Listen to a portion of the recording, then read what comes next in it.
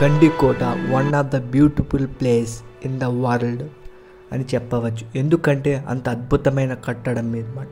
అసలు గండికోట చరిత్ర ఏమిటి అనేది మొత్తం అంతా కూడా ఈ వీడియోలో తెలుసుకుందాం. ఎక్కడా కూడా వీడియోని స్కిప్ చేయొద్దండి.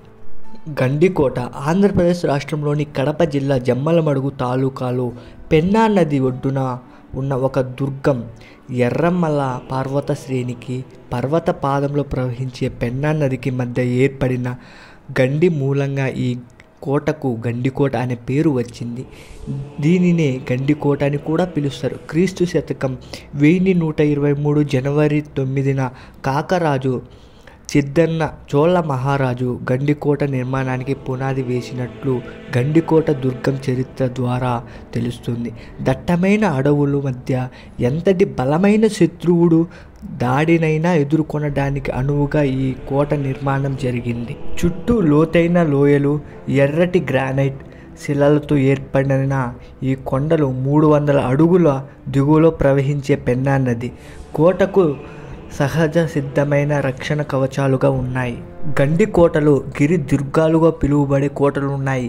వీటి నిర్మాణ శైలి ఆశ్చర్యం కలిగిస్తుంది.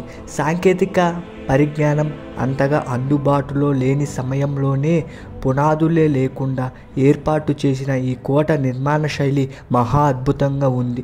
కోట చుట్టూ ఉన్న పచ్చటి కొండలు, ఆ కొండల నడుమున ఉన్న పెన్నా నది ప్రకృతి ఆధారాలకు ఎంతగానో ఆకర్షిస్తుంది. వృత్తాకారంలో ఉండే కోట చుట్టుకొలత దాదాపు 5 మైళ్ళు ఉంటుంది. కోటలో చతురస్రాకారం, దీర్ఘ చతురస్రాకారం బురుజులు 40 వరకు ఉన్నాయి.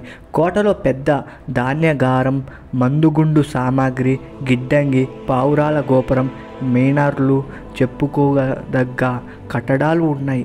నీటి వసతి కోసం చెరువులు, బావులు ఉన్నాయి. భూమి అడుగున గొట్టం ద్వారా ఏర్పరిచిన నీటి సదుపాయం ఇక్కడ ప్రత్యేకత. ఈ కోటలో ఉన్న శాసనాల్లో అంబాదేవుడు, కాకతీయ రాజైన ప్రతాపరుద్రుడు ప్రస్తావన ఉంది. విజయనగర సామ్రాజ్య చరిత్రలో కూడా గండికోట ప్రస్తావన ఉండటం విశేషం. 16వ శతాబ్దంలో గండికోటను తిమ్మనాయుడు, రామలింగనాయుడు విజయనగర రాజ్యానికి సామంతులుగా ఉంటూ ఈ గండికోటను పరిపాలించినట్లు చరిత్ర చెబుతోంది. విజయనగర సామ్రాజ్యం విచ్ఛిన్నమైనప్పుడు కుతుబ్ షాహీలు ఈ గండికోటను కుట్ర పన్ని వంశం చేసుకున్నారు. ఎంతో ఘన చరిత్ర కలిగిన ఈ కోట అప్పటి రాజులు శౌర్యశాలకు, యుద్ధ తంత్రాలకు నిలయంగా చెబుతోంది. గండికోట ఇరుకు లోయల్లో నది వెడల్పు 300 అడుగులకు మించదు. ఇక్కడి లోయ యొక్క సుందర దృశ్యం వర్ణించలేం. ఎర్రటి గ్రానైట్ శిలలు, లోయలో నది ప్రవాహం, పక్షులు కిలకిలలు మనకి ఎంతగానో ఆకర్షణ పొందేలా చేస్తూ ఉంటాయి. ఈ గండికోట చుట్టుపక్కల ఇక్కడ నిర్మితమైన రంగనాథ ఆలయం కళాకారుల నైపుణ్యాన్ని చాటి చెబుతుంది. క్రీస్తు శకం 1557 నాటి ఒక శాసనంలో రంగనాథ ఆలయం గురించి ప్రస్తావన కనిపిస్తుంది.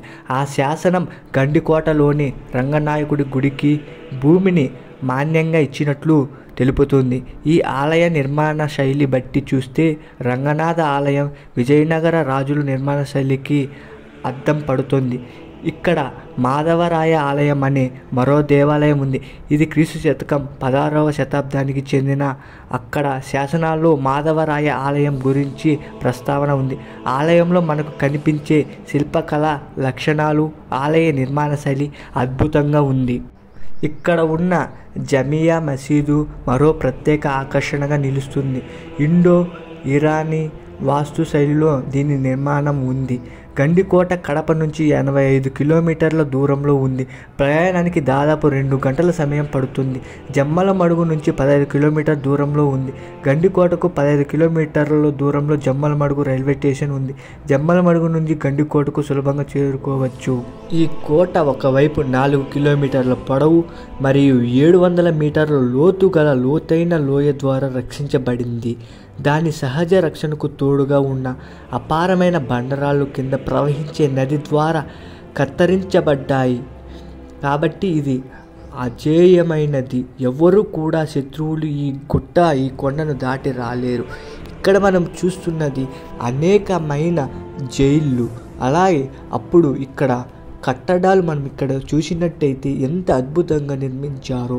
అసలు ఇక్కడ ఉన్న ఒక చార్మినార్ రూపం వలె పోలి ఉన్న ఈ యొక్క బ్యూటీని చూస్తే ఎంత అద్భుతంగా ఉంటుందంటే అంత అద్భుతంగా ఉంటుంది. ఈ యొక్క నేచర్ని చూడడానికి పక్క రాష్ట్రాల నుంచే కాదు వేరే దేశాల నుంచి కూడా వస్తూ ఉంటాయి. అనేకమైన రకాలైన మూవీస్, వెడ్డింగ్ షార్ట్ ఫిలిమ్స్, అలాగే షార్ట్ ఫిలిమ్స్ తీస్తూ ఉంటారు. హర్రర్ ఫిలిమ్స్ కూడా దీనికి చాలామంది కూడా ఇష్టపడుతూ ఉంటారు.